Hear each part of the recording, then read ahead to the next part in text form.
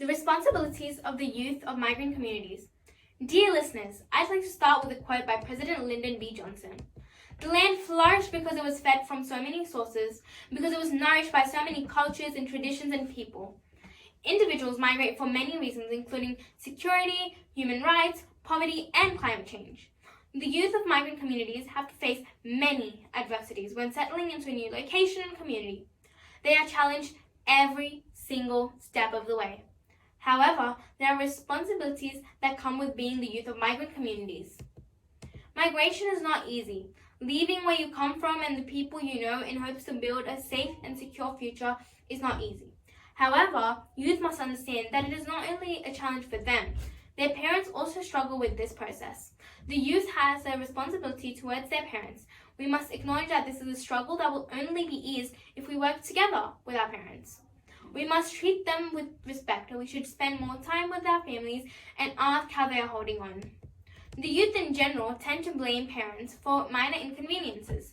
This should not be the case. A thank you here and an I appreciate this there means a lot for our parents.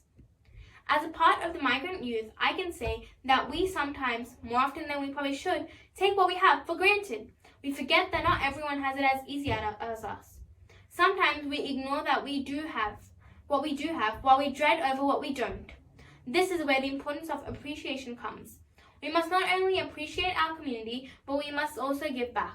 Volunteering to help the homeless, those who have mental illness, those who are seeking asylum, struggling children, families, and Aboriginal and Torres Strait Islanders is a great way to give back.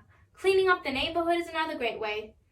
How many times have we found ourselves bored on a Sunday evening with nothing to do? I know I have.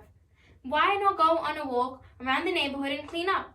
Another great way to give back to the great community we live in is by donating. Clothes that don't fit, toys we don't play with, books we don't read. I can assure you other people will appreciate it more. A struggle that migrant children and youth face is the need to adapt to Western values while still being in touch with ethnic traditions. We are often torn between the two, but it is necessary to remember we represent our ethnic background.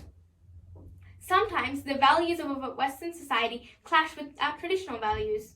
However, it is important to stay attached to our roots and ethnic background. How we act in public and private has a great impact on how our culture is seen.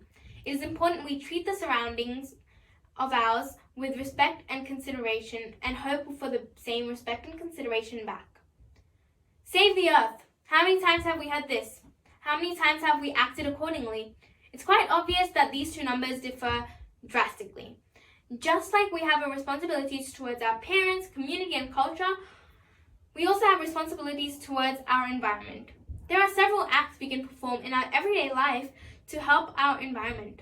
Start by taking responsibility of your trash and don't litter. Stop using single-use plastics. This includes plastic bags. Save water by running the faucet off while you brush your teeth or take smaller showers. And remember to not waste food by only buying what you need and making use of it. And finally, reuse, reduce, and recycle. Educate yourselves and others on this topic. It is important that we, the youth of migrants, fit into our society. We have the pressure of removing the stigma that migrants don't fit in, and we shouldn't be where we are. We must also set examples for those that are younger. Thank you.